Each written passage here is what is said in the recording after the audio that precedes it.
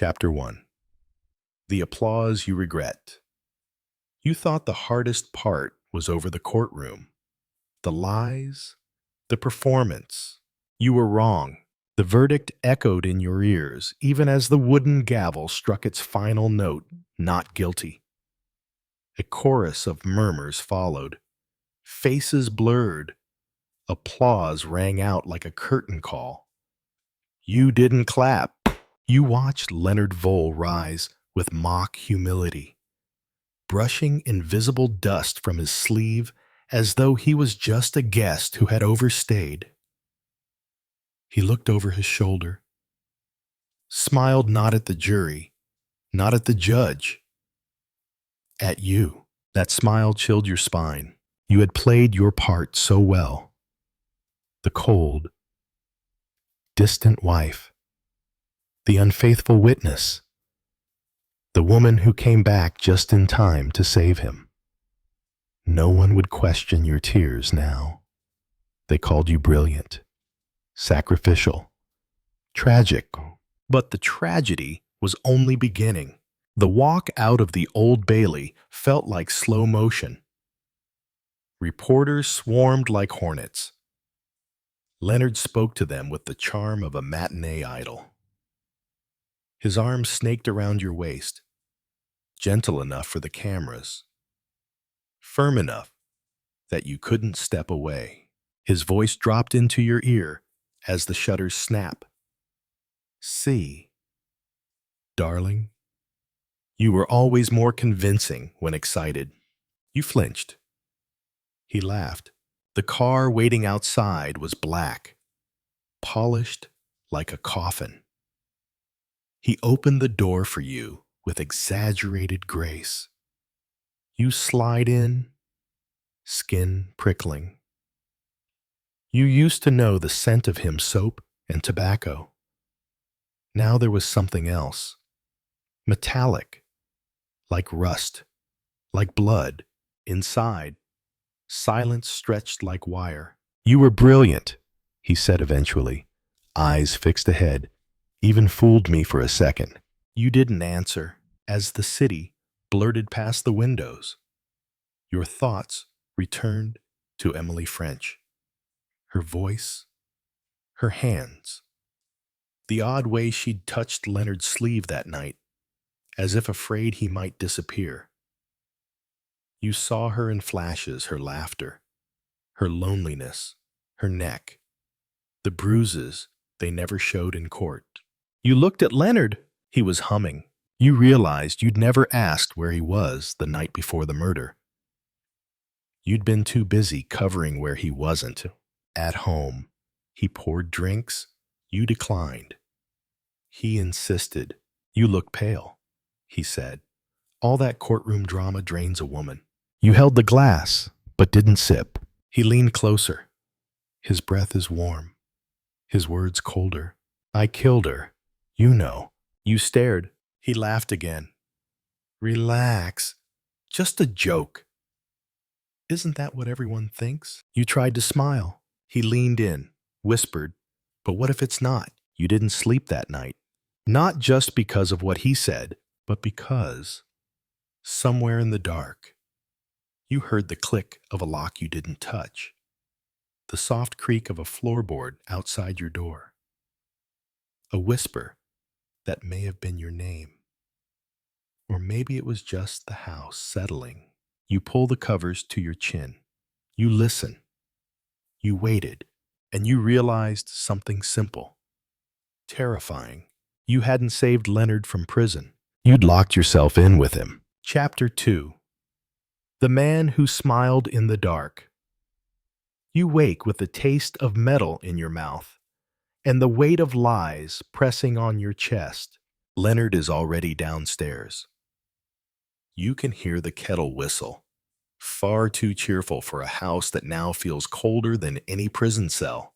You slip on your robe. Be careful not to make a sound. He's humming again, something from the war. You think, a marching tune, but slower, twisted. You stand just outside the kitchen door, watching through the crack. He's slicing bread, The way he holds the knife too tight, the way the blade rocks back and forth, even after it's through the crust. That hums. It stops suddenly. You spying on me now, Romaine. You freeze. He doesn't turn, only a wife. You said, wondering when breakfast will be ready. He laughs, but the knife stays in his hand. Butter curls off the blade like yellow ribbon. Later that morning, he leaves. No explanation. Just a kiss on your cheek that feels like someone pressing a coin to your skin. The door shuts, and you finally exhale. You give yourself 30 minutes, just long enough for him to be out of sight. Then you move. You start with his desk. Receipts, matchbooks from places you've never been. A letter torn in half. You reassemble it. This time, you said you'd be honest. You said she didn't matter. You said you don't recognize the handwriting. You check the fireplace. Cold ashes. A corner of burned paper still intact. A loop of a name Furry. Emily French. Ifamant. You know you should stop, but stopping was what got her killed. You check the wardrobe next. Beneath a pile of sweaters, a tin box. Inside, photos. Some of them you've seen. Holiday snaps, friends, smiles. Then others, a woman you don't recognize. Blonde, laughing, bare shoulders, taken from close range. Too close. You flip it over. Nothing written. But you know that face. You saw her once leaving the theater. Leonard said she was a fan. You know better now. The door creaks downstairs. You stiffen. Was that? No. Just the wind. Or the floorboards settle again. Or guilt. Shifting in your bones. You put everything back, almost everything. You keep the photo, a souvenir, or insurance. That evening, he's in a different mood. Softer, almost tender. He pours wine, lights a fire, asks if you'd like music. You watch him, the way a rabbit might watch a snake that's not hungry yet. Do you love me, Romaine? You blink. It's not the question you expected. You saved me. He continued. You must love me, right? You swallow. You don't save the man you hate. He leans forward. Don't you? The silence between you sharpens, breaks. He smiles. Relax. Just a question. You look into your glass. Blood red. The fire crackles, and you realize something worse than doubt. You no longer know whether you want Leonard to be innocent or guilty, because either way, you're trapped. Chapter 3. The Woman with the Broken Timepiece. It starts with a knock. Not the police. Not a reporter. Worse. It's a woman, late 40s, silk gloves, hat tilted just so. She doesn't smile. You're Mrs. Leonard Vole. You hesitate, nod. I'm sorry to disturb you. Her voice is low, precise. May I come in? You glanced past her. No car on the road, no footsteps in the snow behind her. She came alone. That feels deliberate, inside. She doesn't remove her gloves. She doesn't ask for tea. She just sits. You don't know me, she said, but I knew Emily French. That name lands like a slap. Your fingers tighten around the chair's wooden edge. You knew her how? As a friend, or something like it. She trusted me with certain truths. I warned her about men like your husband. You laugh. You don't mean to, but it escapes, dry and sharp. My husband, you say, was cleared. She blinks slowly. I'm not here about the trial. I'm here about what comes next. Now it's your turn to blink. She opens her handbag. Inside, wrapped in velvet, is a gold pocket watch. Broken. The hands are frozen at 8:03. Emily wore this the night she died. It was missing. Police never recovered it. And now you have it. Her eyes locked onto yours. Now you have it. She places the watch on your coffee table like a curse, like evidence. You stare at it. The minute hand gleams like a blade. That night, you don't sleep. Leonard is out. He said he had a meeting. But meetings don't last till 3 a.m. You sit in the dark, staring at the timepiece, wondering who fixed it. Why bring it back now? And why did the woman say what comes next, like it had already begun? You rise and slip the watch into your coat pocket. Then you leave. The streets are silent. The kind of silence that feels rehearsed, like someone's watching you from behind every window. You walk fast. No destination, just away.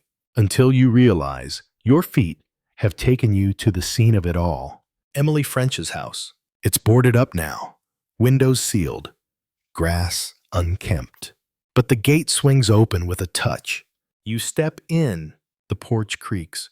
The door doesn't resist. Someone's been inside. You reach for the light switch. Nothing, only darkness and the echo of your own breath. You shine your phone's light. There, on the parlor floor, footprints. Recent. And in the corner, something glints. Another photo. Another woman. You crouch. Not Emily. Not the blonde. Someone new. Young. Scared looking. On the back, forgive me, L. You drop the picture like it burns. Because suddenly, everything's changing again. Someone wants you to follow the trail. And someone wants you to disappear before you get there. Chapter 4. A trail of red and silence. You leave the house in a hurry. Breath fogging. Heart racing. The photo burns in your pocket. The name on the back, just one initial L. Leonard. You want to believe it's a coincidence. But this isn't a story that allows coincidences. Back home. The watch ticks. It wasn't ticking before. You didn't wind it. You didn't even know it could work again. But now, in the quiet of your living room, it ticks steadily. Mockingly. 8:03. 8:03. 8:03. No movement. Just sound. And then you see it. A smear of red across the kitchen tile. Lipstick. Not yours. You follow the smear to the mirror in the hallway. 2 words written in careful, angry cursive. Tell her. You stare at your reflection. It doesn't blink. The door slams. Leonard's home. His coat is damp, eyes tired, but his voice is steady. Too steady. You've been out, he said. So have you replied. He doesn't deny it. He noticed the watch on the table. His face changes. Only slightly, but enough. Where did you get that? Does it matter? He walks to the window, fingers trembling just enough to betray the storm inside. I buried that watch. You knew, but hearing it from him feels like stepping off a cliff. Why now, you whisper. He doesn't answer. You step forward, show him the photo. He freezes. Where did you get this? It was in Emily French's house. She shouldn't have. He stopped himself. Too late. She who? Leonard. A pause. Then, quietly, the girl in the photo. Her name was Lucy. Another L. She came to Emily the night before. The night it happened. I told her not to. What did she know? She saw something. Or thought she did. And she said, if I didn't come clean, she'd do it for me. Your voice is ice. Did she? He shakes his head. She disappeared the next day. Now the ticking feels louder, like a countdown. Where is she? Leonard. He doesn't answer, but his eyes do. And suddenly, you understand what the woman meant by what comes next. Because this isn't about Leonard anymore. It's about Lucy. Missing, forgotten, erased. But someone remembered. Som and they're leaving messages in lipstick and timepieces to make sure you do too. You sit on the edge of the sofa. Hold the ticking watch in your hand. It's not counting time anymore. It's marking guilt. You whisper to no one, I'll find her. Because now, the case isn't over. It never was. Chapter 5, The Echo of Guilt. You sit in the back of the cab. Rain, whispering against the windows, like secrets trying to get in. Your mind chews on Romaine's words. She knew something. Something bigger than that theatrical deception in court. And the way she looked at you like she knew what was coming and didn't care if it crushed you too. You step out in front of the Crown Hotel, where Leonard Vole had been staying since the trial. It's not much a thin layer of carpet over concrete ambitions, but it's clean, quiet, and, for the moment, home to a man freshly acquitted of murder. You knock once, then twice. The door opens, and Vole appears in a cardigan, all casual charm, like the ink of the verdict hadn't even dried. Ah, the detective, he said with a grin. Come to toast the victory. You don't answer. You step inside. The room smells of cologne, scotch, and a kind of nervousness that can't be masked by politeness. You should be celebrating. Vole, you said, watching him pour 2 glasses. Instead, you're hiding. He sets the glasses on the table. Celebrating doesn't come easy when half the city thinks you're a killer. Even if the court says otherwise. You lean in. Romaine lied for you. That much is clear. What isn't what keeps me up is why. She painted herself as a bitter woman, dragging your name through mud, just to make her recant look sincere. But that kind of performance, it's not done for love. It's done out of fear. Leonard chuckled, low and bitter. You think she's afraid of me. I think she's afraid of what might come next. Silence coils between you like a wire ready to snap. Then, Vole's expression shifts just a flicker, but enough. He sets down the drink, eyes darker now. She did what she had to do, he said, just like I did. You move to the window. The street below is empty, but something in the air has weight. Did you kill Emily French? Leonard. He doesn't answer. Not directly. But the smile dies on his face. Let's just say, I was never meant for things to go that far. But the old woman, she saw something in me. Something I could use. Greed, vulnerability, access. Your hand rests on your coat pocket where the file is. Forensics, a torn glove, prints that don't match Romaine or the maid. Something that slipped through the cracks in the courtroom, but screams for attention in the real world. She trusted you. You said, changed her will, gave you everything. I didn't ask her to. No. You murmured. But you didn't stop her either. Outside, thunder rolls low like a warning. You leave the hotel with the feeling that truth is a tide, and it's rising fast. Romaine played her part to perfection. Leonard wore innocence like a custom suit. But something's still off. A shadow moves in the space between them. A third player, maybe, or just the echo of guilt bouncing between two souls too broken to own it. You light a cigarette, exhale slowly, and start walking. This case isn't over. It never was. Not when justice is built on illusions, and not when someone still has blood on their hands. Chapter 6. The Witness for the Prosecution. The truth that wore red lipstick. You don't go home. You never do when the truth starts to breathe down your neck. Instead, you find yourself standing outside a dimly lit club on the edge of Soho, the kind of place where lies are currency and memory is just something you drink to forget. The woman you're looking for isn't on the stage tonight, but you know she's here. You feel it, like static before lightning. Romaine. You push past the velvet curtain. The air smells of cheap perfume and cheaper bourbon. In the corner booth, her silhouette flickers in and out of shadow.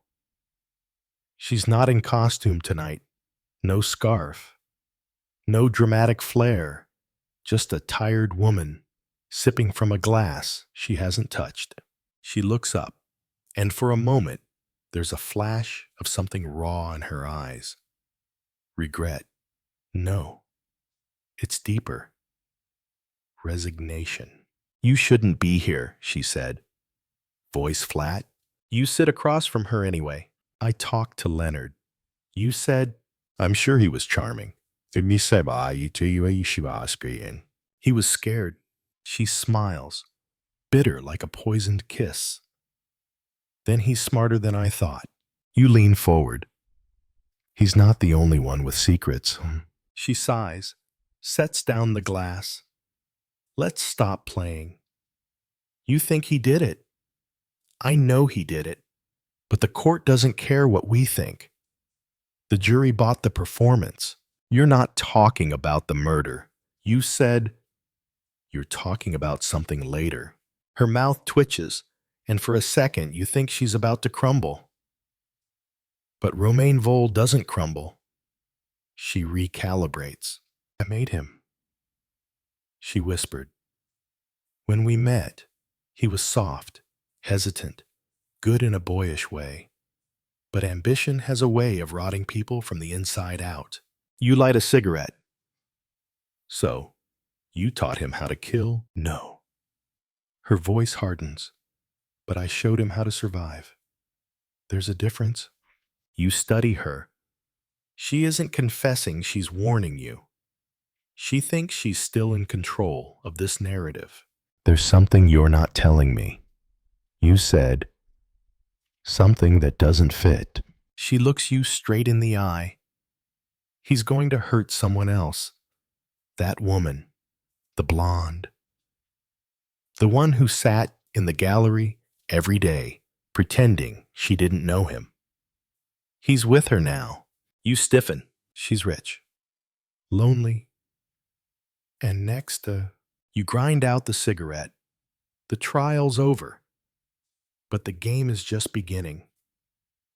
This isn't about guilt or innocence anymore. It's about prevention.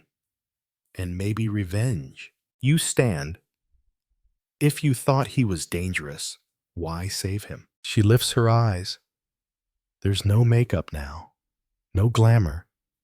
Just truth. Raw and unflinching. Because I couldn't bear to watch him hang. She says, even monsters were once men you loved. As you walk back out into the cold. London wind. Her words stay with you, clinging like smoke. You saved a killer, even if you didn't mean to. Now you have to stop him before someone else ends up with their skull caved in and their trust weaponized.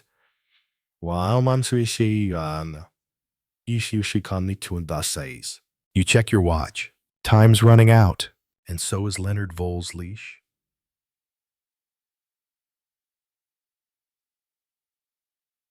Chapter 7. The Hunt in Silk Gloves. You trail Leonard Vole through the haze of London like a ghost in a gray suit. He's not hiding. He never does when he thinks he's won. That's his mistake.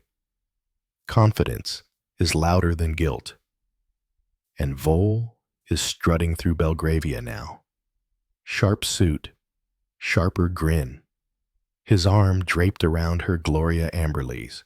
You've seen women like her before. Heir to old money, bored with tradition, hungry for danger in a tailored coat. And Leonard, he's the perfect illusion, the reformed bad boy, wrongly accused, now free to play the martyr in drawing rooms with wine too expensive to appreciate. But you know what he really is. You saw it in his eyes when Romaine spoke his name like a curse. You heard it in the cracks of her voice. There's something worse coming, and she's already too late to stop it. You follow at a distance as they disappear into Amberley House. All marble and deceit. You wait. 2 hours later, she leaves, alone, a scarf tucked tight, head bowed, not sorrowful, but preoccupied. She's already sinking. You think, he's doing it again. The same seduction of trust before the break. Only this time, there may not be a murder.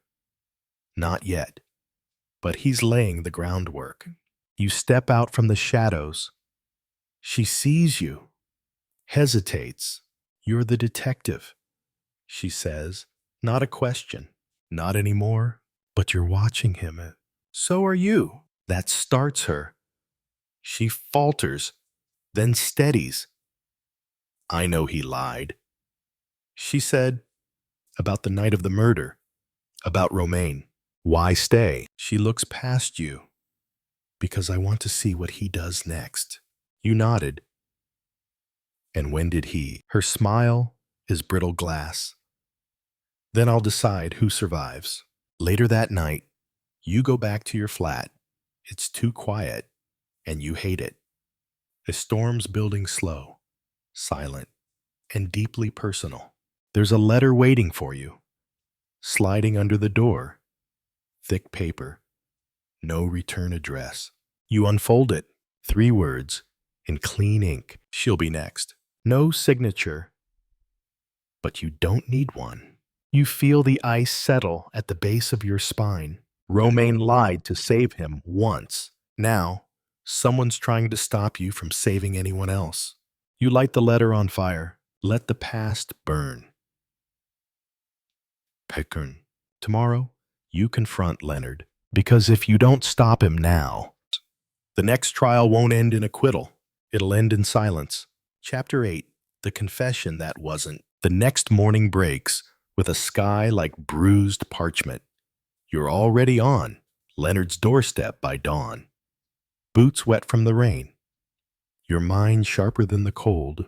He answers wearing the same tailored charm, silk robe draped over his shoulders.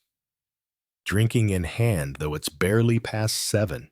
Detective, he says, or should I say shadow? Call me whatever you like.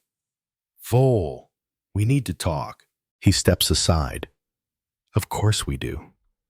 Doesn't everyone want a piece of the man who got away with murder? The drawing room is warm, too warm. A fire crackles behind you, and above it, a portrait Gloria, younger, untouched by him.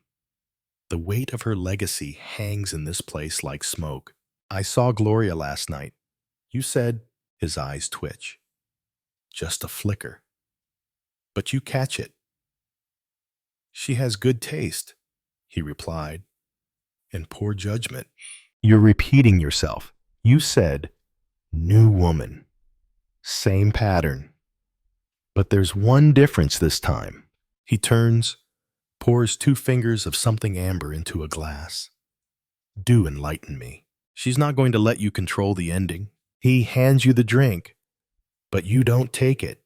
You're making threats now. No, you replied. I'm giving you a chance. To tell the truth, before someone else does it for you. He leans against the fireplace, calm as a snake in sunlight. Romaine tried that, and no one believed her. She told the truth in reverse. You said she lied to save you, not sink you. He smells, then drains the glass in one go. That's the problem with people who live in stories. They always want a redemption arc. But what if the monster wins? There it is. Not a confession, but the flavor of one. The glint of teeth beneath his words. You step closer. You didn't just fool the jury. Leonard, you fooled her. Romaine. And now Gloria. He sighs. You keep talking like this is a moral play. It's not. It's survival. And I survive better than most. You look at him. Really look at the polish, the pretense, the pit of rot beneath it all. Not this time, you said, because this time, someone's watching you who's just as dangerous. He stiffens. Who, Gloria? You replied. And she's already made her decision. You left him standing there, drinking in hand. Fire roaring behind him like the gates of hell. Outside, the air hits like knives. You walked 3 blocks before you saw her Gloria, waiting in the Bentley. Gloves on the wheel. Pale face but set like steel. He knows. You said, slipping into the passenger seat, I'm counting on it. She replies. You look at her and realize this isn't about justice anymore. This is about finishing what Romaine started. Only now, the gloves are off.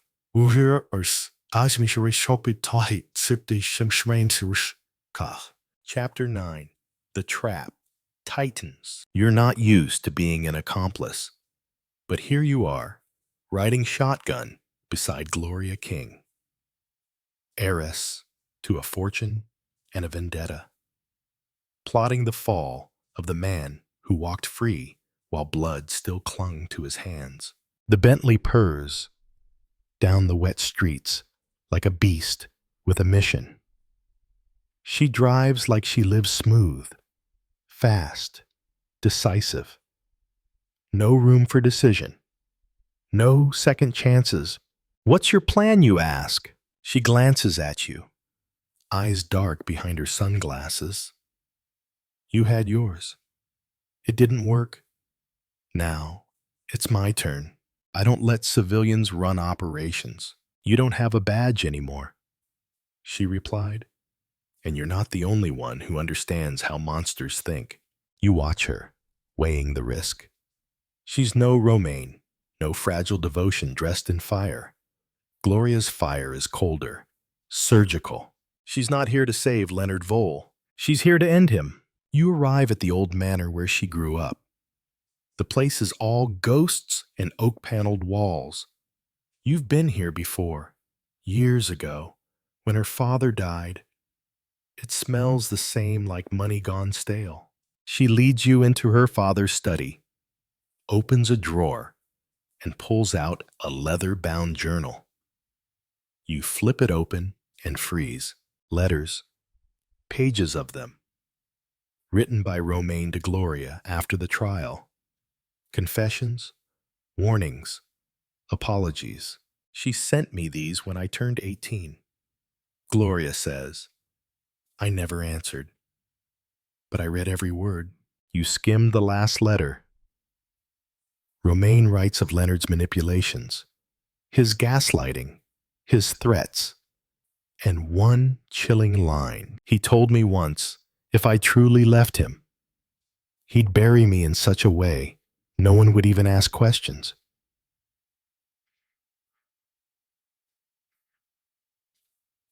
You set the journal down carefully. She feared him, loved him, but she was disenchanted to outlive him. She didn't, Gloria said. He made sure of it. You stare at her. You think he killed her. I don't think, she replied. I know. Later that night, the trap was set. You sit in the parlor of Leonard's flat, his favorite scotch on the tray. The lights dimmed to a flattering haze. Gloria sits by the fire, wrapped in silk and silence. He arrived just past midnight, breathless, eyes glittering with suspicion and something close to fear. You said it was urgent, he mutters. Gloria stands, calm, regal, dangerous. It is, she said. We're reopening the past. Leonard's smile falters. You brought him. He nodded toward you. Witness protection, you say dryly, or execution, depending on how this goes. Gloria walks to him, hands him a single sheet of paper. He reads it, blanches. A transcript, one of Romaine's letters, typed, duplicated. Where did you get this? You left loose ends, Gloria says, but I don't. Leonard steps back. You can't prove anything. She leans in. I don't have to. I just have to make them ask. The media, the press, Scotland Yard. All it takes is one whisper. And you'll be radioactive again. Leonard stares at her, hating blooming behind his eyes. I made you, he growls. No, Gloria said. You unmade yourself. He lunges. Not far, but enough. You're faster? He's on the floor, wrists in cuffs, breathing rasping. That's assault. Vole, you said, and guess what this time? There is a witness. He looks up at Gloria, and for the first time, there's no charm, no defense, just panic. She kneels beside him, voice like a blade. Justice was delayed. Leonard, but not denied. Chapter 10. The Last Confession. They took him quietly. No grand headlines, no shouting press. Just two officers in plain clothes and a signature on a warrant barely warm from the judge's desk. Assault, obstruction, suspicion in the cold case of Romaine Vole, formerly Heilger. You watch him disappear into the back seat, his face pale, twisted not in guilt, but disbelief. Leonard Vole, golden boy of the courtroom, finally shackled by the one thing he never considered, the persistence of memory. Gloria stands beside you on the curb. Her arms are folded. Her eyes are dry. What now, you ask? She doesn't look at you when she replies. Now I grieve. The fallout is slow. An anonymous tip drops Romaine's letters in the laps of a junior reporter with a nose for scandal and no respect for the past. By morning, the headlines crawl across screens. Fallen idol. The Leonard Vole scandal reignites. Did he kill the woman who saved him? Romaine Heilger's letters speak from the grave. The court of public opinion is ruthless. Even before a new case is built, sponsors pull out of Vole's speaking engagements. Clients drop him. Women who once defended him tweet about feeling misled. A podcast re-examines the original trial, dissecting every lie Romaine told this time as sacrifice rather than manipulation. But the real reckoning comes one evening when you return to your flat and find a package on your doorstep. No return address.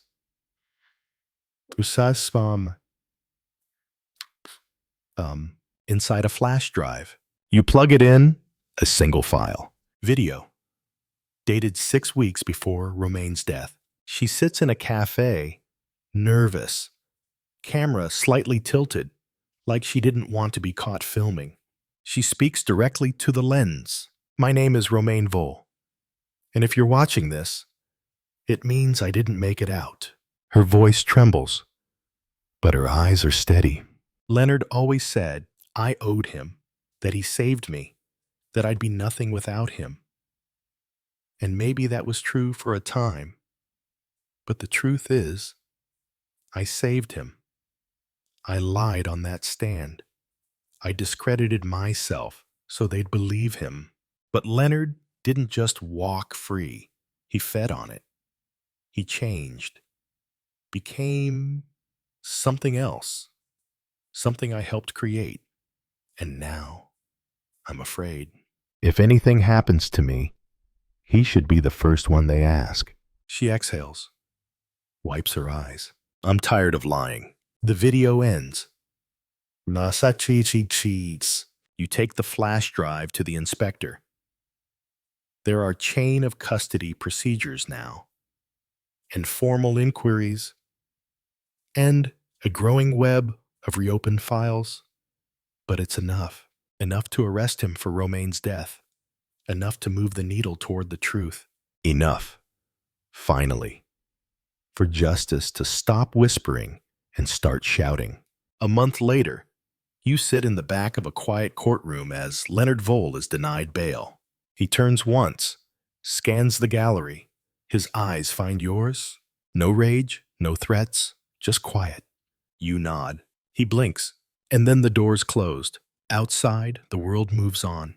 The sky is a washed-out blue. Gloria waits by the steps. You join her. No words exchanged. There's nothing left to say. The story is done, but the echo remains, just loud enough to remind you how close justice can come to slipping through your fingers, and how sweet it sounds when it finally lands. Chapter 11. The second gong was first published in the USA in Ladies' Home Journal, June 1932, and then in Strand Magazine, July 1932. It was later expanded into Dead Man's Mirror for the book Murder in the Muse Collins. March 1937. Joan Ashby came out of her bedroom and stood a moment on the landing outside her door. She was half turning, as if to go back into the room, when, below her feet, as it seemed, a gong boomed out. Immediately, Joan started forward almost at a run. So great was her hurry that at the top of the big staircase, she collided with a young man arriving from the opposite direction. Hello, Joan. Why the wild hurry? Sorry, Harry, I didn't see you. So I gathered, said Harry Dalehouse dryly. But as I say, why the wild haste? It was the gong. I know. But it's only the first gong. No, it's the second. First, second. Thus arguing, they had been descending the stair. They were now in the hall, where the butler, having replaced the gong stick, was advancing toward them at a grave and dignified pace. It is the second, persisted Joan.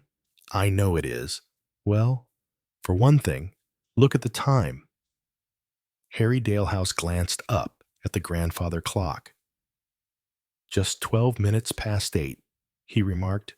Joan, I believe you're right. But I never heard the first one. Digby. He addressed the butler. Is this the first gong or the second?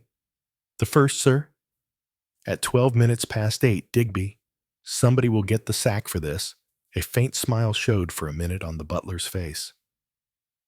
Dinner is being served 10 minutes later tonight. Sir, the master's orders. Incredible, cried Harry Dalehouse. Tut, tut, upon my word. Things are coming to a pretty pass, wonders will never cease. What ails my revered uncle? The 7 o'clock train, sir, was half an hour late, and as the butler broke off, as a sound like the crack of a whip was heard, what on earth, said Harry? Why, that sounded exactly like a shot. A dark, handsome man of 35 came out of the drawing room on their left. What was that? He asked. It sounded exactly like a shot. It must have been a car backfiring. Sir, said the butler. "The road runs quite close to the house this side, and the upstairs windows are open." "Perhaps," said Joan doubtfully, "but that would be over there." She waved a hand to the right, and I thought the noise came from here. She pointed to the left. The dark man shook his head. "I don't think so." "I was in the drawing room. I came out here because I thought the noise came from this direction." He nodded his head in front of him, in the direction of the gong and the front door. "East, west, and south." "Eh?" said the irrepressible Harry. "Well, I'll make it complete. Keen. North for me. I thought it came from behind us. Any solutions offered?" "Well, there's always murder," said Geoffrey Keene, smiling. "I beg your pardon, Miss Ashby." "Only a shiver," said Joan. "It's nothing." "What do you call it, walking over my grave?" "A good thought murder," said Harry. "But, alas, no groans, no blood. I fear the solution is a poacher after a rabbit." "Seems tame, but I suppose that's it," agreed the other. But it sounded so near. "However, let's come into the drawing room. Thank goodness, we're not late," said Joan fervently. "I was simply herring it down the stairs, thinking that was the second gong." All laughing. They went into the big drawing room. Litcham Close was one of the most famous old houses in England. Its owner, Hubert Litcham Roach, was the last of a long line, and his more distant relatives were apt to remark that old Hubert, you know, really ought to be certified, mad as a hatter, poor old bird, allowing for the exaggeration natural to friends and relatives. Some truth remained. Hubert Litcham Roach was certainly eccentric.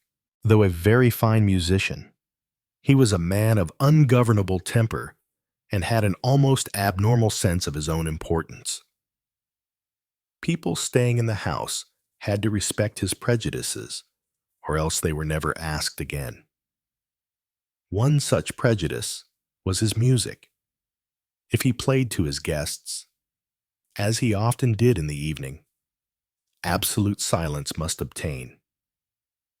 A whispered comment, a rustle of a dress, a movement even, and he would turn round, scowling fiercely, and goodbye to the unlucky guest's chances of being asked again. Another point was absolute punctuality for the crowning meal of the day. Breakfast was immaterial. You might come down at noon if you wished. Lunch also a simple meal of cold meats and stewed fruit. But dinner was a rite, a festival, prepared by a cordon bleu whom he had tempted from a big hotel by the payment of a fabulous salary. A first gong was sounded at 5 minutes past 8. At 8:15, a second gong was heard, and immediately after the door was flung open, dinner announced to the assembled guests, and a solemn procession wended its way to the dining room. Anyone who had the temerity to be late for the second gong was henceforth excommunicated, and Litcham Close shut to the unlucky diner forever. Hence the anxiety of Joan Ashby, and also the astonishment of Harry Dalehouse. At hearing that the sacred function was to be delayed 10 minutes on this particular evening, though not very intimate with his uncle, he had been to Litcham Close often enough to know what a very unusual occurrence that was. Geoffrey Keene, who was Litcham Roach's secretary, was also very much surprised. "Extraordinary," he commented. I've never known such a thing to happen. Are you sure Digby said so? He said something about a train, said Joan Ashby. At least I think so. Queer, said Keene thoughtfully. We shall hear all about it in due course. I suppose, but it's very odd. Both men were silent for a moment or two, watching the girl. Joan Ashby was a charming creature, blue-eyed and golden-haired, with an impish glance. This was her first visit to Litcham Close, and her invitation was at Harry's prompting. The door opened, and Diana Cleves, the Litcham Roach's adopted daughter, came into the room. There was a daredevil grace about Diana, a witchery in her dark eyes and her mocking tongue. Nearly all men fell for Diana, and she enjoyed her conquests. A strange creature, with her alluring suggestion of warmth and her complete coldness. Beaten the old man for once, she remarked. First time for weeks he hasn't been here first, looking at his watch and tramping up and down like a tiger at feeding time. The young men had sprung forward. She smiled entrancingly at them both, then turned to Harry. Geoffrey Keene's dark cheek flushed as he dropped back. He recovered himself. However, a moment later, as Mrs. Litcham Roachich came in, she was a tall, dark woman, naturally vague in manner, wearing floating draperies of an indeterminate shade of green. With her was a middle-aged man with a beak-like nose and a determined chin, Gregory Barling. He was a somewhat prominent figure in the financial world and well-bred on his mother's side. He had for some years been an intimate friend of Hubert Litcham Roach. Boom! The gong resounded imposingly. As it died away, the door was flung open and Digby announced dinner is served. Then, well-trained servant though he was, a look of complete astonishment flashed over his impassive face. For the first time in his memory, his master was not in the room. That his astonishment was shared by everybody was evident. Mrs. Litcham Roach gave a little uncertain laugh. Most amazing. Really, I don't know what to do. Everybody was taken aback. The whole tradition of Litcham Close was undermined. What could have happened? Conversation ceased. There was a strained sense of waiting. At last, the door opened once more. A sigh of relief went round, only tempered by a slight anxiety as to how to treat the situation. Nothing must be said to emphasize the fact that the host had himself transgressed the stringent rule of the house. But the newcomer was not Litcham Roach. Instead of the big, bearded, Viking-like figure, there advanced into the long drawing room a very small man, palpably a foreigner, with an egg-shaped head, a flamboyant mustache, and most irreproachable evening clothes. His eyes twinkling, the newcomer advanced toward Mrs. Litcham Roach. My apologies, madam, he said. I fear, a few minutes late. Oh, not at all, murmured Mrs. Litcham Roach vaguely. Not at all. Mr. She paused. Poirot. Madame, Hercule Poirot. He heard behind him a very soft, oh, a gasp, rather than an articulate word, a woman's ejaculation. Perhaps he was flattered. You knew I was coming, he murmured gently. N'est-ce pas? Madame, your husband told you. Oh, yes, said Mrs. Litcham Roach, her manner unconvincing in the extreme. I mean, I suppose so. I am so terribly unpractical. Hmm. Poirot. I never remember anything. But fortunately, Digby sees to everything. My train, I fear, was late, said me Poirot. An accident on the line in front of us. Oh, cried Joan. So that's why dinner was put off? His eye came quickly round to her, a most uncannily discerning eye. That is something out of the usual, eh? I really can't think, began Mrs. Litcham Roach, and then stopped. I mean, she went on confusedly. It's so odd.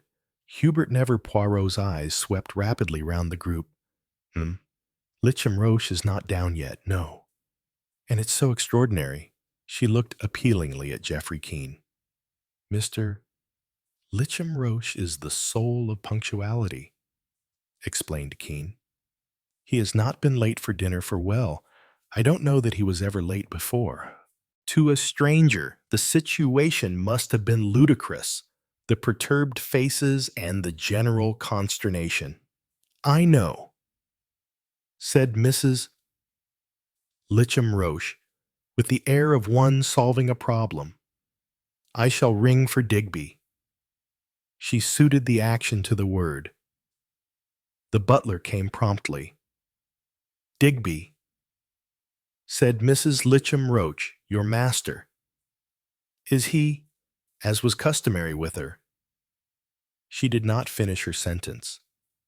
It was clear that the butler did not expect her to do so. He replied promptly and with understanding. Mr.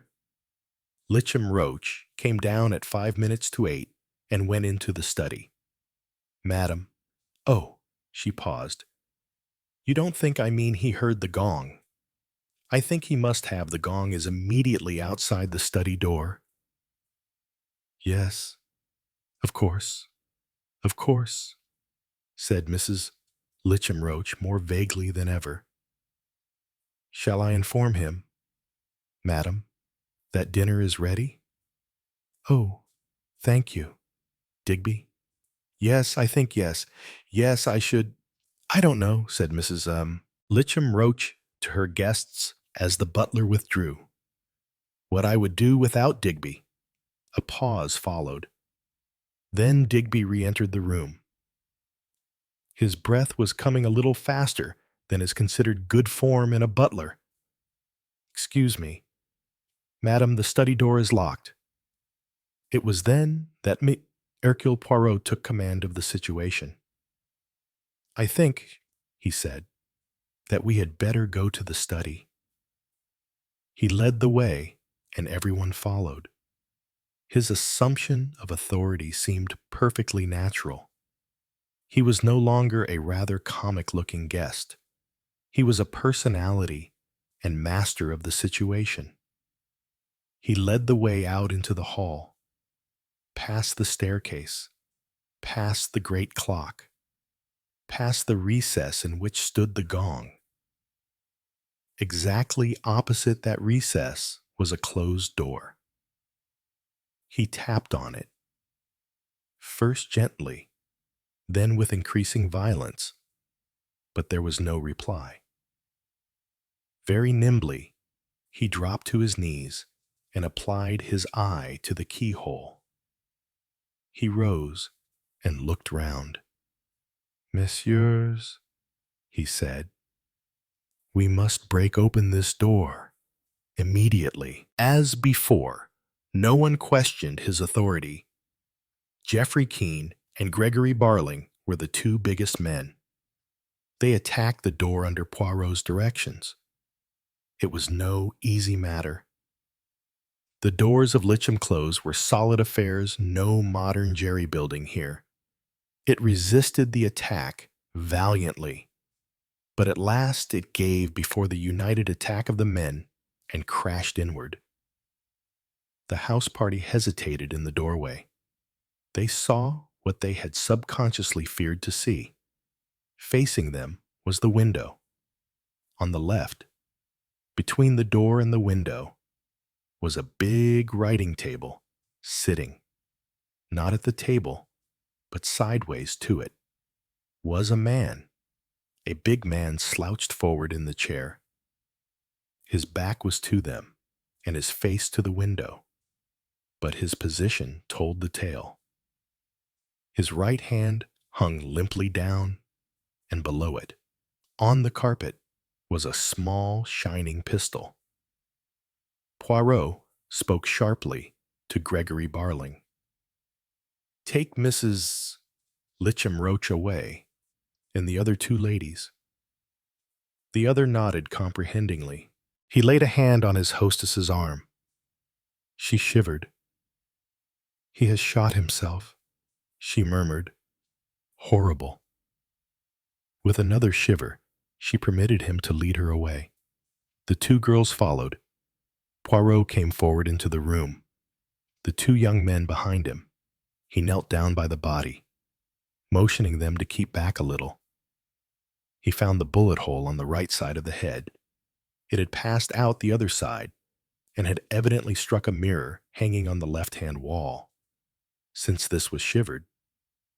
On the writing table was a sheet of paper, blank, save for the word "sorry" scrawled across it in hesitating, shaky writing. Poirot's eyes darted back to the door. "The key is not in the lock," he said. "I wonder." His hand slid into the dead man's pocket. "Here it is," he said. "At least I think so. Have the goodness to try it." Monsieur Geoffrey Keene took it from him and tried it in the lock. "That's it? All right." And the window. Harry Dalehouse strode across to it. "Shut. You permit." Very swiftly. Poirot scrambled to his feet and joined the other at the window. It was a long French window. Poirot opened it, stood a minute scrutinizing the grass just in front of it, then closed it again. "My friends," he said, "we must telephone for the police. Until they have come and satisfied themselves that it is truly suicide, nothing must be touched. Death can only have occurred about a quarter of an hour ago." "I know," said Harry hoarsely. "We heard the shot." Comment. "What is that you say?" Harry explained, with the help of Geoffrey Keene. As he finished speaking, Barling reappeared. Poirot repeated what he had said before, and while Keene went off to telephone, Poirot requested Barling to give him a few minutes' interview. They went into a small morning room, leaving Digby on guard outside the study door, while Harry went off to find the ladies. "You were, I understand, an intimate friend of M. Litcham Roach," began Poirot. "It is for that reason that I address myself to you, primarily. In etiquette, perhaps, I should have spoken first to Madame, but at the moment I do not think that is pratique." He paused. "I am, see you, in a delicate situation. I will lay the facts plainly before you. I am, by profession, a private detective." The financier smiled a little. "It is not necessary to tell me that. M. Poirot, your name is, by now, a household word." "Monsieur is too amiable," said Poirot, bowing. "Let us, then, proceed. I receive, at my London address, a letter from this Litcham Roach. In it he says that he has reason to believe that he is being swindled of large sums of money for family reasons. So he puts it. He does not wish to call in the police, but he desires that I should come down and look into the matter for him. Well, I agree. I come, not quite so soon as Litcham Roach wishes for. After all, I have other affairs. And Litcham Roach, he is not quite the King of England, though he seems to think he is." Barling gave a wry smile. He did think of himself that way. Exactly. Oh, you comprehend his letter showed plainly enough that he was what one calls an eccentric. He was not insane, but he was unbalanced. N'est-ce pas? What he's just done ought to show that. Oh, monsieur. But suicide is not always the act of the unbalanced. The coroner's jury, they say so. But that is to spare the feelings of those left behind. Hubert was not a normal individual, said Barling decisively. He was given to ungovernable rages, was a monomaniac on the subject of family pride, and had a bee in his bonnet in more ways than one. But for all that, he was a shrewd man. Precisely. He was sufficiently shrewd to discover that he was being robbed. Does a man commit suicide because he's being robbed? Barling asked. As you say, monsieur. Ridiculous. And that brings me to the need for haste in the matter. For family reasons, that was the phrase he used in his letter. Eh bien, monsieur, you are a man of the world. You know that it is for precisely that family reasons that a man does commit suicide. You mean that it looks on the face of Abed as if ce pauvre monsieur had found out something further, and was unable to face what he had found out. But you perceive, I have a duty. I am already employed, commissioned. I have accepted the task. This family reason, the dead man did not want it to get to the police. So I must act quickly. I must learn the truth. And when you have learned it, then I must use my discretion. I must do what I can. I see, said Barling. He smoked for a minute or two in silence. Then he said, all the same, I'm afraid I can't help you. Hubert never confided anything to me. I know nothing. But tell me, monsieur, who, should you say, had a chance of robbing this poor gentleman? Difficult to say, of course. There's the agent for the estate. He's a new man. The agent? Yeah, Marshall. Captain Marshall. Very nice fellow. Lost an arm in the war. He came here a year ago. But Hubert liked him, I know, and trusted him, too. If it were Captain Marshall who was playing him false, there would be no family reasons for silence. No, the hesitation did not escape Poirot. Speak, monsieur. Speak plainly. I beg of you. It may be gossip. I implore you. Speak. Very well. Then, I will. Did you notice a very attractive-looking young woman in the drawing room? I noticed 2 very attractive-looking young women. Oh, yes. Miss Ashby. Pretty little thing, her first visit. Harry Dalehouse got Mrs. Litcham Roach to ask her. No, I mean a dark girl, Diana Cleves. I noticed her, said Poirot. She is one that all men would notice. I think she's a little devil, burst out Barling. She's played fast and loose with every man for 20 miles round. Someone will murder her one of these days. He wiped his brow with a handkerchief, oblivious of the keen interest with which the other was regarding him. And this young lady she's Litcham Roach's adopted daughter. A great disappointment when he and his wife had no children. They adopted Diana Cleves. She was some kind of cousin. Hubert was devoted to her, simply worshipped her. Doubtless, he would dislike the idea of her marrying, suggested Poirot. Not if she married the right person. And the right person was you. Monsieur Barling started and flushed. I never said mais. Non, mais. Non. You said nothing. But it was so. Was it not I fell in love with her? Yes. Litcham Roche was pleased about it. It fitted in with his ideas for her. And Mademoiselle herself. I told you she's the devil incarnate. I comprehend. She has her own ideas of amusement. Is it not so? But Captain Marshall, where does he come in? Well, she's been seeing a lot of him. People talk to. Not that I think there's anything in it. Another scalp, that's all. Poirot nodded.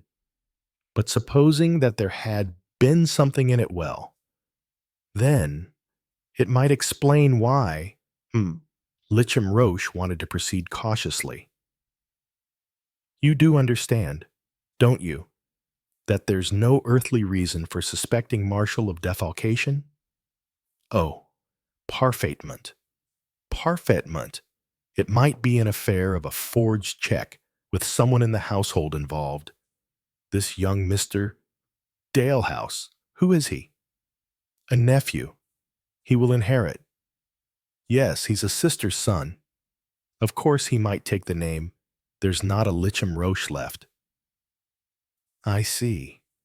The place isn't actually entailed, though it's always gone from father to son. I've always imagined that he'd leave the place to his wife for her lifetime, and then perhaps to Diana, if he approved of her marriage. You see, her husband could take the name. I comprehend, said Poirot. You have been most kind and helpful to me. Monsieur, may I ask of you one thing further to explain to Madame Litcham Roche all that I have told you, and to beg of her that she accord me a minute sooner than he had thought likely. The door opened, and Mrs. Litcham Roche entered. She floated to a chair. Mr. Barling has explained everything to me. She said, we mustn't have any scandal, of course, though I do feel really it's fate. Don't you? I mean with the mirror and everything. Comment the mirror. The moment I saw it, it seemed a symbol of Hubert, a curse. You know, I think old families have a curse very often. Hubert was always very strange. Lately he has been stranger than ever. You will forgive me for asking, madame, but you are not in any way short of money. Money. I never think of money. Do you know what they say, madam? Those who never think of money need a great deal of it. He ventured a tiny laugh. She did not respond. Her eyes were far away. I thank you. Madame, he said, and the interview came to an end. Poirot rang, and Digby answered. I shall require you to answer a few questions, said Poirot. I am a private detective sent for by your master before he died. A detective? The butler gasped. Why? You will please answer my questions. As to the shot now. He listened to the butler's account. So there were 4 of you in the hall? Yes, sir. Mr. Dalehouse and Miss Ashby and Mr. Gouin. Keene came from the drawing room. Where were the others? The others? Sir. Yes. Mrs. Litcham Roche, Miss Cleves, and Mr. Barling. Mrs. Litcham Roche and Mr. Barling came down later. Sir. And Miss Cleves. I think Miss Cleves was in the drawing room. Sir. Poirot asked a few more questions, then dismissed the butler with the command to request Miss Cleves to come to him. She came immediately, and he studied her attentively in view of Barling's revelations. She was certainly beautiful in her white satin frock, with the rosebud on the shoulder. He explained the circumstances which had brought him to Litcham Close, eyeing her very closely, but she showed only what seemed to be genuine astonishment, with no signs of uneasiness. She spoke of Marshall indifferently, with tepid approval. Only at mention of Barling did she approach animation. That man's a crook, she said sharply. I told the old man so, but he wouldn't listen. Went on putting money into his rotten concerns. Are you sorry, mademoiselle, that your father is dead? She stared at him. Of course, I'm modern, you know, am Poirot. I don't indulge in sob stuff, but I was fond of the old man. Though, of course, it's best for him. Best for him, yes. One of these days he would have had to be locked up. It was growing on him, this belief that the last Lichem Roche of Lichem Close was omnipotent. Poirot nodded thoughtfully. I see. I see. Yes. Decided signs of mental trouble. By the way, you permit that I examine your little bag. It is charming, all these silk rosebuds. What was I saying? Oh, yes. Did you hear the shot? Oh, yes. But I thought it was a car, or a poacher, or something. You were in the drawing room. No, I was out in the garden. I see. Thank you, mademoiselle. Next, I would like to see Keene. Is it not Geoffrey? I'll send him along. Keene came in, alert and interested. Mr. Barling has been telling me of the reason for your being down here. I don't know that there's anything I can tell you. But if I can... Poirot interrupted him. I only want to know one thing. Monsieur Keene, what was it that you stooped and picked up just before we got to the study door? This evening. Keene half sprang up from his chair, then subsided again. I don't know what you mean, he said lightly. Oh, I think you do. Monsieur, you were behind me. I know, but a friend of mine, he says I have eyes in the back of my head. You picked up something, and you put it in the right-hand pocket of your dinner jacket. There was a pause. Indecision was written plainly on Keene's handsome face. At last, he made up his mind. Take your choice.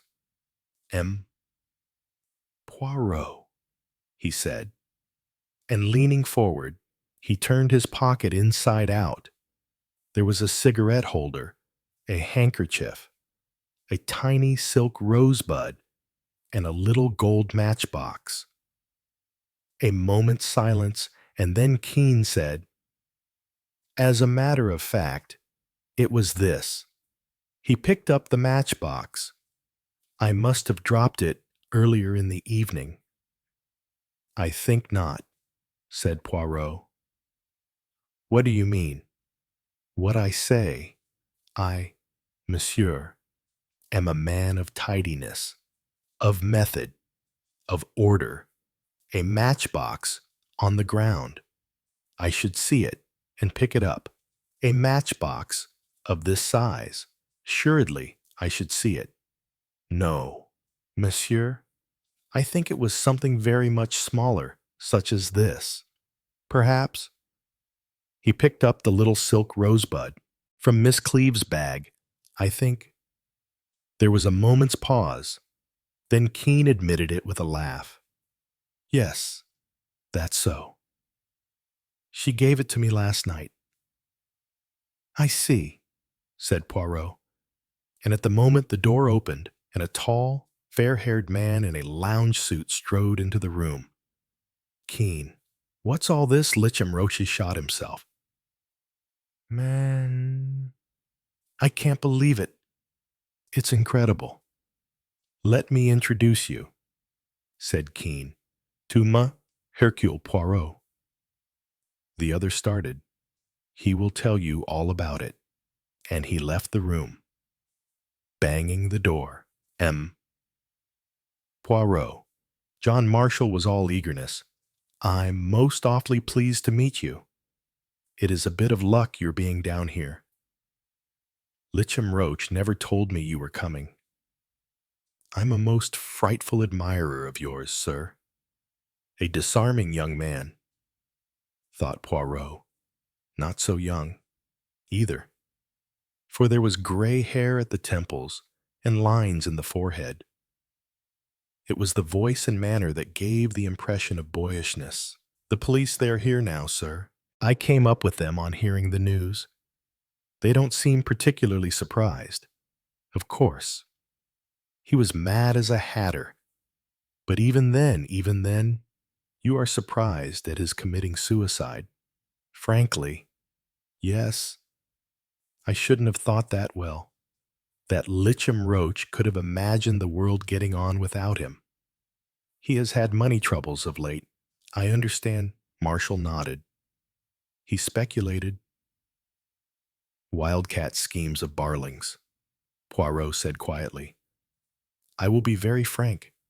Had you any reason to suppose that Mr. Litcham Roach suspected you of tampering with your accounts? Marshall stared at Poirot in a kind of ludicrous bewilderment. So ludicrous was it that Poirot was forced to smile. I see that you are utterly taken aback. Captain Marshall? Yes, indeed. The idea is ridiculous. Ah, another question? He did not suspect you of robbing him of his adopted daughter. Oh, so you know about me and Di. He laughed in an embarrassed fashion. It is so. Then Marshall nodded, but the old man didn't know anything about it. Di wouldn't have him told. I suppose she was right. He'd have gone up like a basket full of rockets. I should have been chucked out of a job, and that would have been that.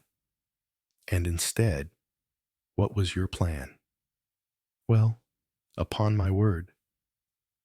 Sir, I hardly know. I left things to Di. She said she'd fix it. As a matter of fact, I was looking out for a job. If I could have got one, I would have chucked this up, and Mademoiselle would have married you. But, Litcham Roche might have stopped her allowance. Mademoiselle Diana is, I should say, fond of money. Marshall looked rather uncomfortable. I'd have tried to make it up to her. Sir, Geoffrey Keene came into the room. The police are just going and would like to see you. Poirot. Merci. I will come. In the study were a stalwart inspector and the police surgeon. Mr. Poirot, said the inspector. We've heard of you. Sir, I'm Inspector Reeves. You are most amiable, said Poirot, shaking hands. You do not need my cooperation. No. He gave a little laugh. Not this time. Sir, all plain sailing. The case is perfectly straightforward. Then demanded Poirot. Absolutely. Door and window locked. Key of door in dead man's pocket. Manner very strange the past few days. No doubt about it. Everything quite natural. The doctor grunted. Must have been sitting at a damned queer angle for the bullet to have hit that mirror. But suicide's a queer business. You found the bullet. Yes. Here. The doctor held it out. Near the wall below the mirror. Pistol was Mr. Roach's own. Kept it in the drawer of the desk always. Something behind it all, I dare say. But what that is, we shall never know. Poirot nodded. The body had been carried to a bedroom. The police now took their leave.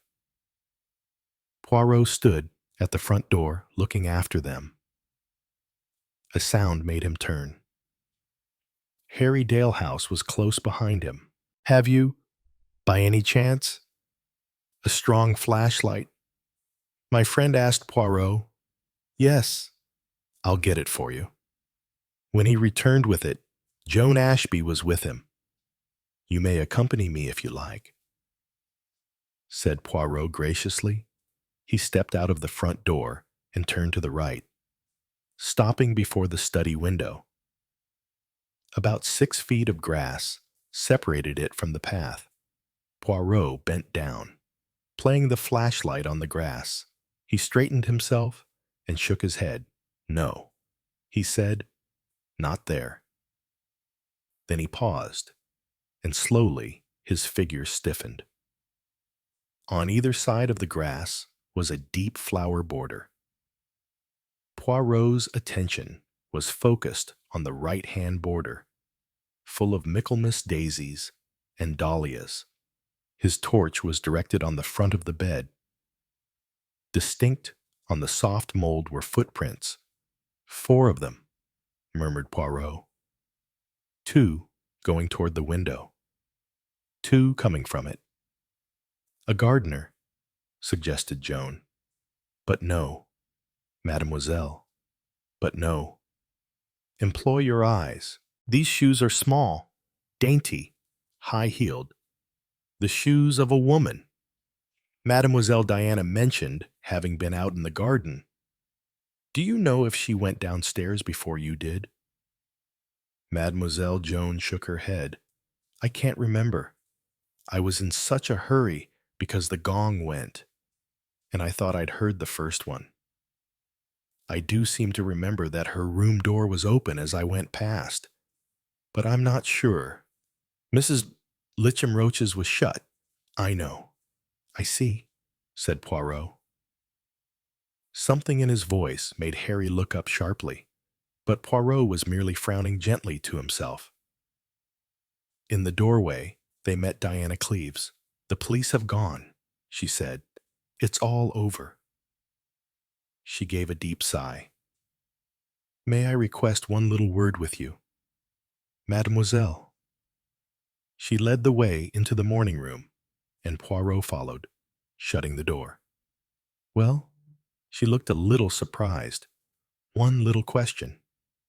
Mademoiselle, were you tonight at any time in the flower border outside the study window? Yes. She nodded. About 7 o'clock, and again just before dinner. I do not understand. He said, I can't see that there is anything to understand, as you call it. She said coldly, I was picking Michaelmas daisies for the table. I always do the flowers. That was about 7 o'clock. And afterward later, oh, that. As a matter of fact, I dropped a spot of hair oil on my dress, just on the shoulder here. It was just as I was ready to come down. I didn't want to change the dress. I remembered I'd seen a late rose and bud in the border. I ran out and picked it and pinned it in. See? She came close to him and lifted the head of the rose.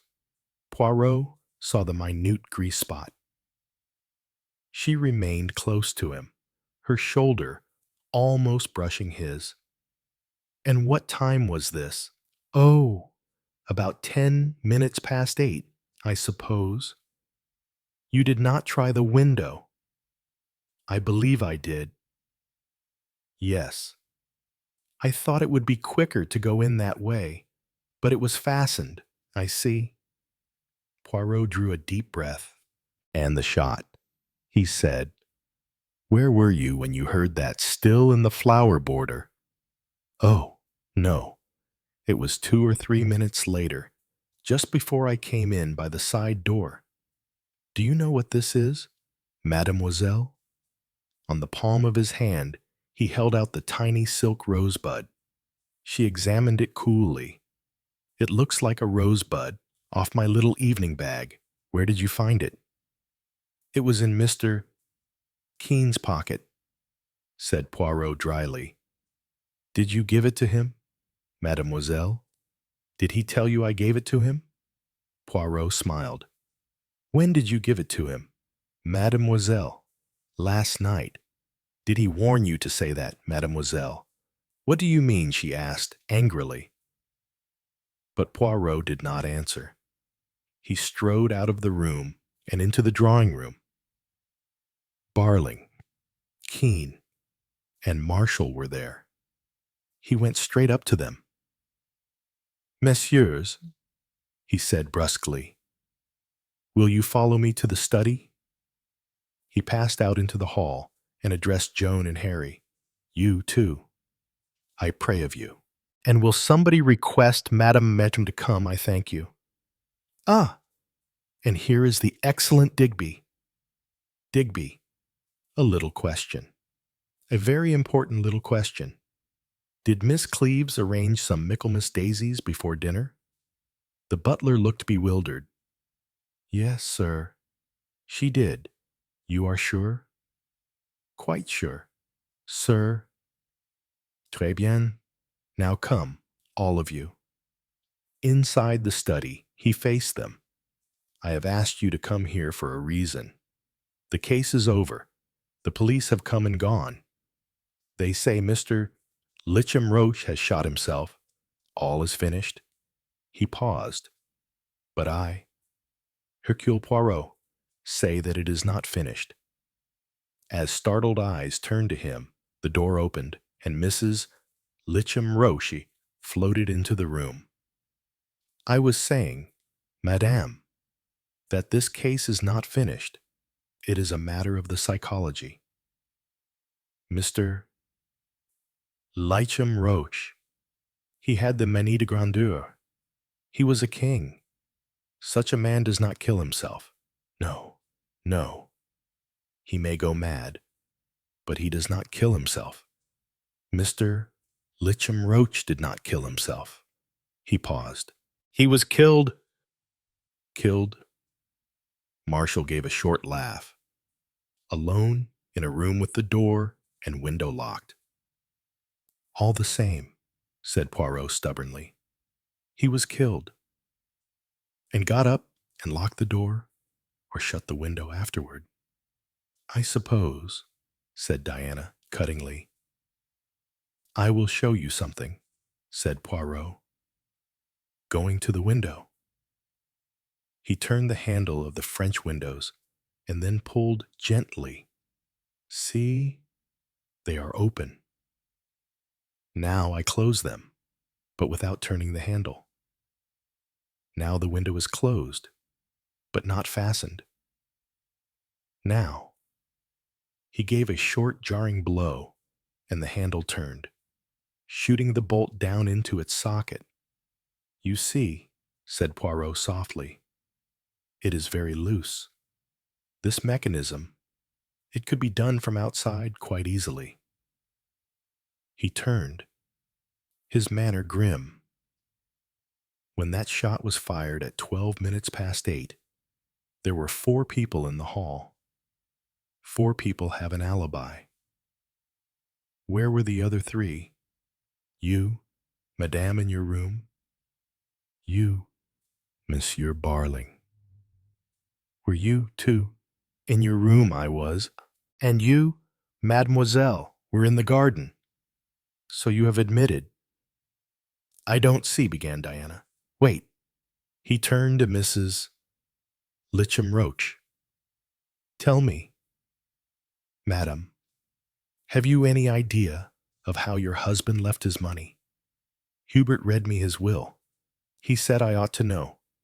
He left me 3,000 a year chargeable on the estate, and the dower house or the town house, whichever I preferred. Everything else he left to Diana, on condition that if she married her husband must take the name. But then he made a codicil thing a few weeks ago.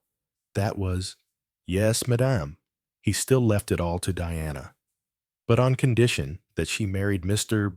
Barling. If she married anyone else, it was all to go to his nephew, Harry Dalehouse. But the codicil was only made a few weeks ago," purred Poirot. "Mademoiselle may not have known of that." He stepped forward accusingly. "Mademoiselle Diana, you want to marry Captain Marshall, do you not? Or is it Mr. Keene?" She walked across the room and put her arm through Marshall's sound one. "Go on," she said.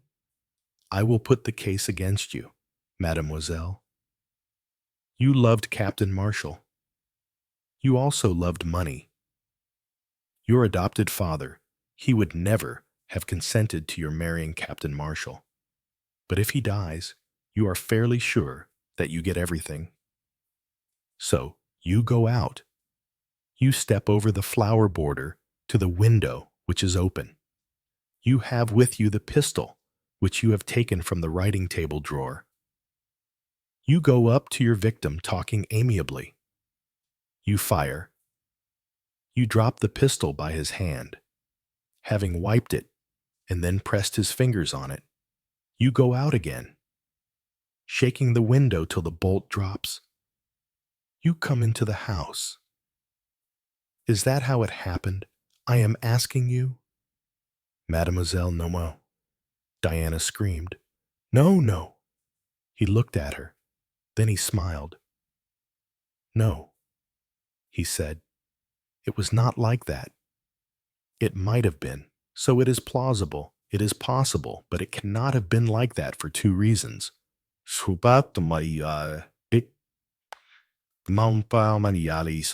The first reason is that you picked Michaelmas daisies at 7 o'clock. The second arises from something that Mademoiselle here told me." He turned toward Joan, who stared at him in bewilderment. He nodded encouragement.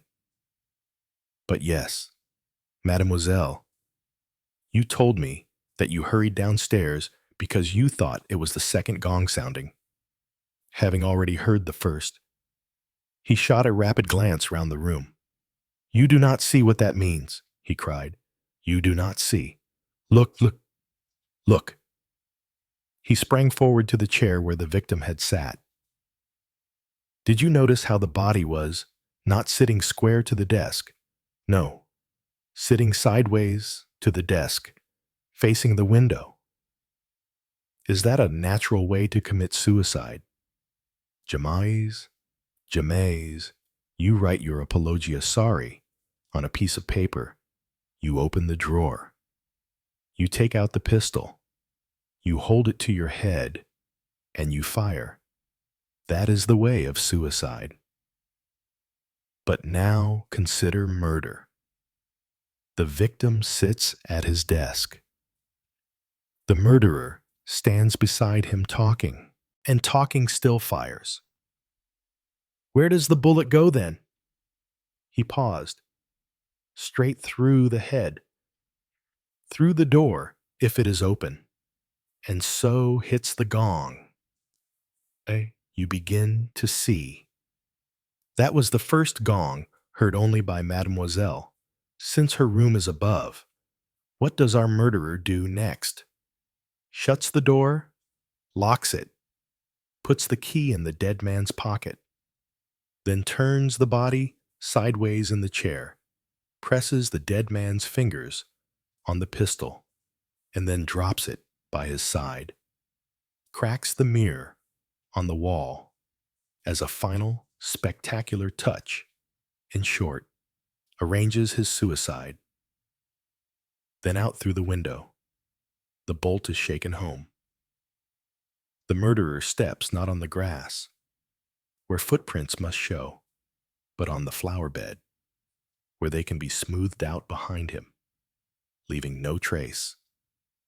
Then back into the house, and at 12 minutes past 8, when he is alone in the drawing room, he fires a service revolver out of the drawing room window and dashes out into the hall. Is that how you did it, Mr. Geoffrey Keene? Fascinated. The secretary stared at the accusing figure drawing nearer to him. Then, with a gurgling cry, he fell to the ground. "I think I am answered," said Poirot. "Captain Marshall, will you ring up the police?" He bent over the prostrate form. "I fancy he will be still unconscious when they come." "Geoffrey Keene?" murmured Diana. But what motive had he? I fancy that as secretary he had certain opportunities, accounts, checks. Something awakened Mr. Litcham Roach's suspicions. He sent for me. Why for you? Why not for the police, I think? Mademoiselle, you can answer that question.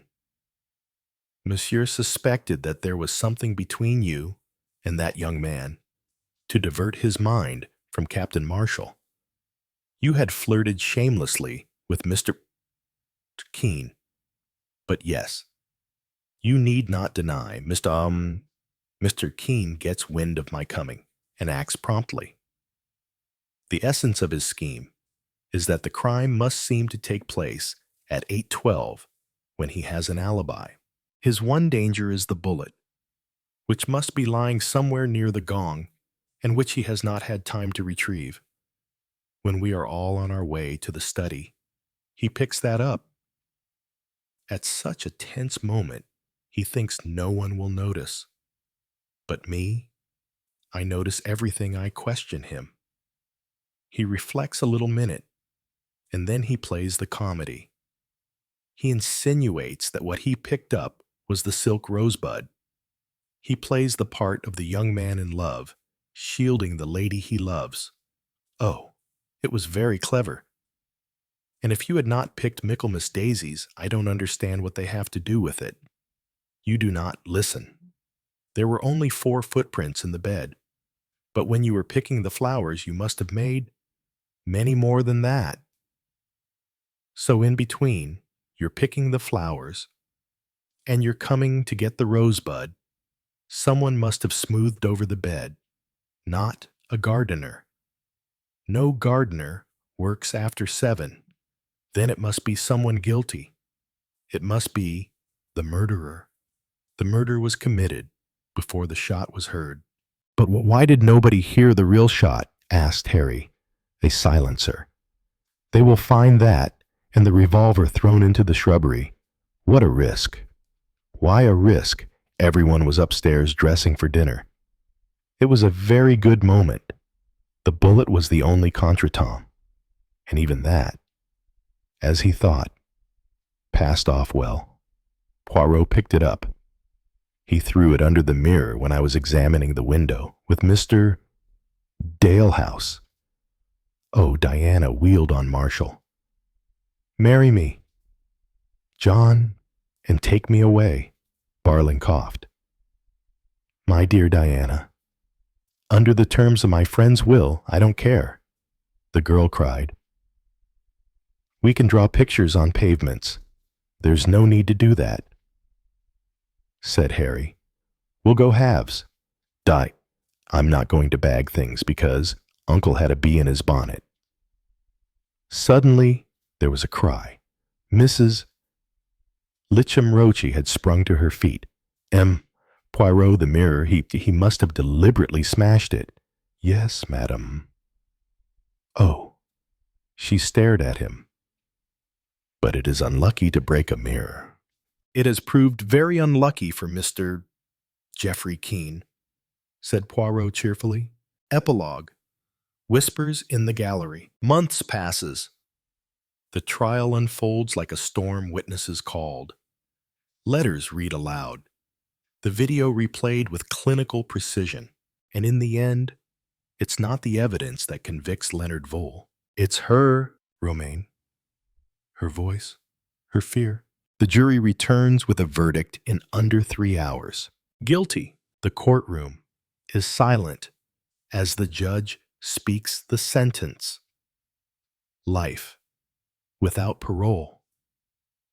Vole sits frozen, as though the moment has knocked the breath clean out of him. You watch from the back row. You're not smiling. Justice doesn't bring smiles. It brings silence. Later, you find yourself walking through the rain-slick streets near Lincoln's Inn. The city hums around you, blind to what it's just witnessed. The cafe where Romaine filmed her message is still there. You sit where she might have ordered tea. Watch the door. You wonder if anyone will ever truly know what it costs her, what it means to carry someone's freedom in your hand and still do the right thing, even when it breaks you. Gloria sends a card, no return address.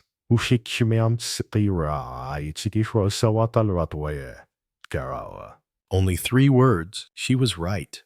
Sometimes you think you hear Romaine's voice in the quiet moments when the news is off, and the night settles too heavily.